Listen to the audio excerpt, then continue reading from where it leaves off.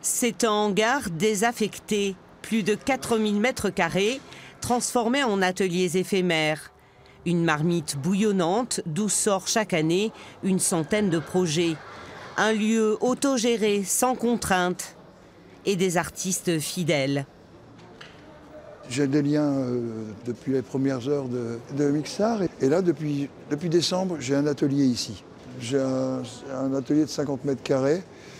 Et comme je participe beaucoup à la vie des différents artistes et puis des échanges qui peuvent se faire, et de l'accueil aussi, eh bien voilà, ça coûte rien. L'aventure Mixart débute en 1995 avec l'occupation des anciennes usines Méris. D'autres lieux seront squattés comme l'ancienne préfecture entre 2001 et 2005.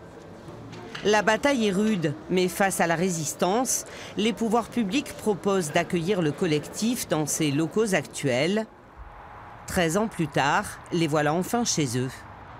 On rentre vraiment dans un processus de légalisation plein et entier. Mixart Méris.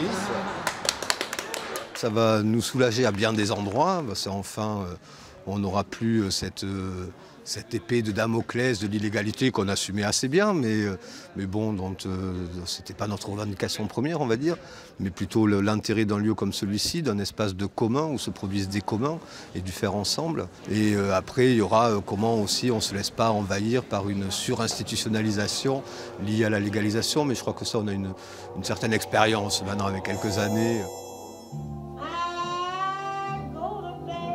En attendant les travaux de remise aux normes, Mixart Méris continue d'accueillir les visiteurs pour ses chantiers de création.